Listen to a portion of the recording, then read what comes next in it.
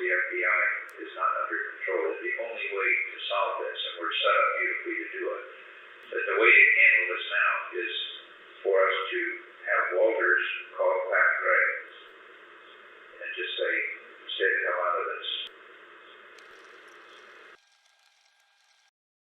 Nearly 40 years ago, on the 8th of August 1974, Republican President Richard Nixon announced his resignation from the presidency of the United States, making him the first and only president to resign from office. His resignation came 10 days before members of Congress were scheduled to debate and vote on articles of impeachment against him for obstruction of justice, abuse of power, and contempt of Congress, in his attempts to cover up the government's involvement in the Watergate scandal, which is a controversy that started when several men were arrested for breaking into the Democratic Party headquarters in the Watergate complex in Washington, D.C. in the run-up to the 1972 presidential election.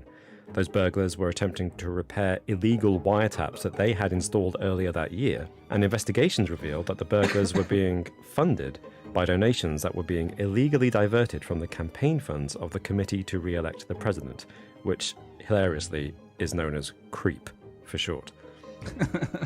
I know, couldn't make it up. Now, are we the baddies? Yeah. Nixon was actually unaware of the break-in until the burglars were caught. But once they were, he ordered the CIA to illegally block the FBI's investigation into the burglary, while simultaneously his appointed acting director of the FBI destroyed evidence connecting the burglars to Nixon.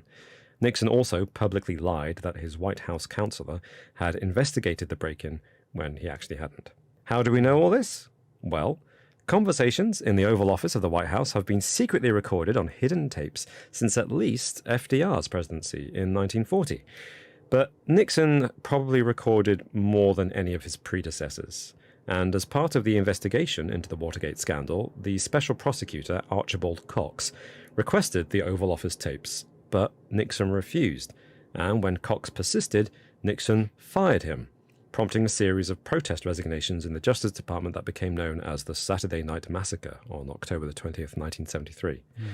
This then prompted Nixon to hand over some of the tapes. But in the middle of a 79-minute recording of a conversation between Nixon and his chief of staff, Bob Haldeman, made 3 days after the Watergate burglary, there was an 18-minute and 30-second gap. The question is, fellas, what do you think caused that gap in the tapes? Officially, wasn't it the secretary, the White House chief of staff or secretary or something, had accidentally hit the wrong button when she accepted a call? Wasn't that the official line? Rosemary Woods, wasn't it? That's right, yeah. Rosemary Woods, Nixon's private secretary, came out and said, oh, it was my fault. So this is where, in the digital age, maybe it's helpful to have a reminder of how the technology worked. So we're talking about physical tapes. We're calling them tapes because they're actual physical tapes. And they record sound by etching grooves into the tape. And you can erase it by filling those grooves in with a recording machine. The machine that records the tapes can also erase the tapes. And they had this funny setup where they used foot pedals at a desk to record and delete audio from these tapes. And Rosemary Woods claimed that she was sitting at her desk transcribing the tapes, as was part of her job.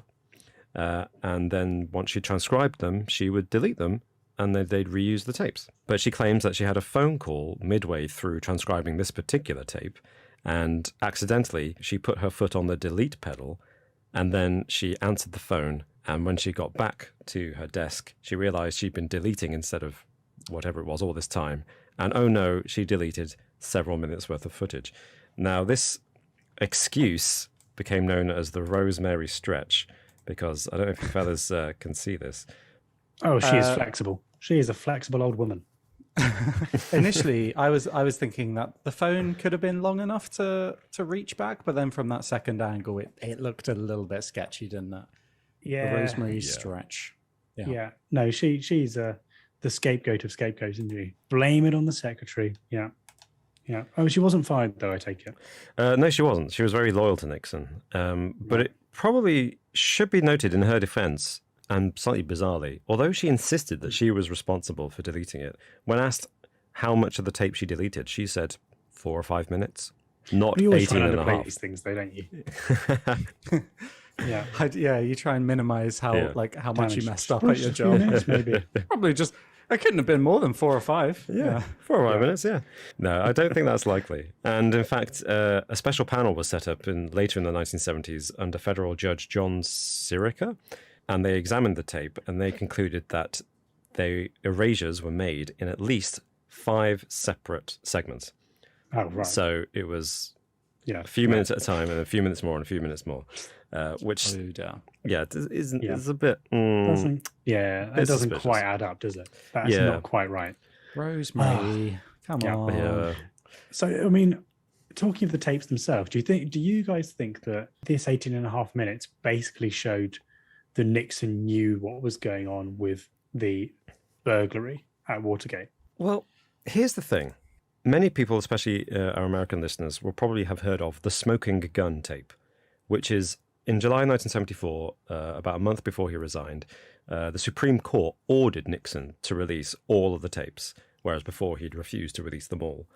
And amongst those tapes was the smoking gun tape, which records a conversation 6 days after the break-in between him and Bob Haldeman, the same person he's talking to in this missing tapes segment. And in that, they have a conversation where Nixon says, right, order the FBI to stop the investigation and let's pay some people off.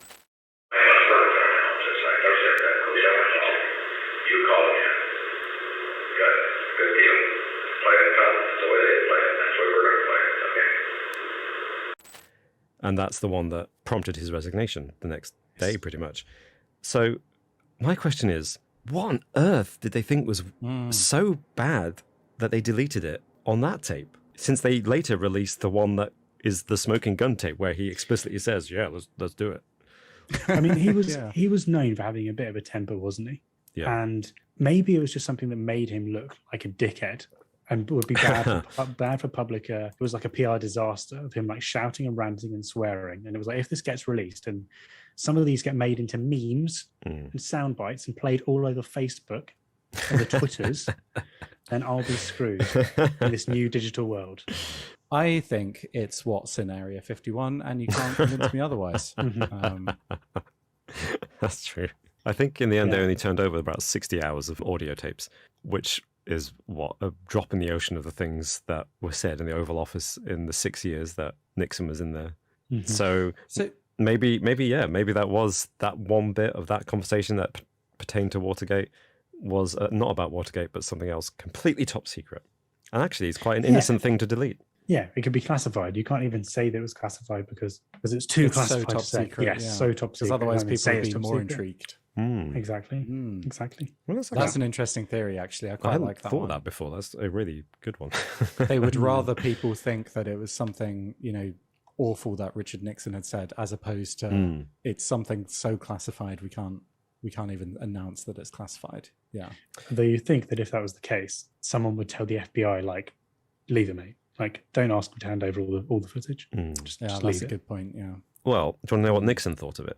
In November 2011, a historian called Stanley Cutler requested that the National Archives release Nixon's testimony to a grand jury in 1975. And in his testimony, and I'm quoting Nixon here, he said, "Rose had thought it was 4 minutes long, and now the council have found that it's 18 and a half minutes, and I practically blew my stack." He was shocked, he claimed.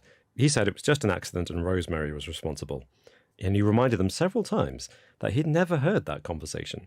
Obviously, he spoke it, but he'd never listened back to it. And he kept saying, "Bear in mind, I've never actually heard this, so I don't really know what you're talking about." I don't know if an innocent person protests that much, says, "I don't know what you're really talking about, but it was an accident, and I had no idea that 18 minutes had been erased. It was just 4 minutes," Rosemary said. So, how terrible, how terrible.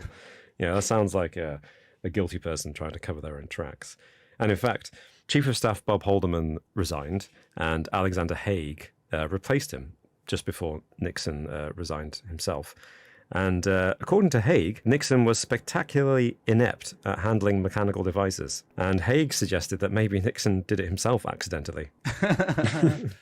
Yeah. He was having a nosy, like, what did we talk about before we turn these tapes over? Let's listen to it. And then he just accidentally deleted it. Yeah. Oh, yeah, that could be a possibility. And surely he would have just admitted it, though, right?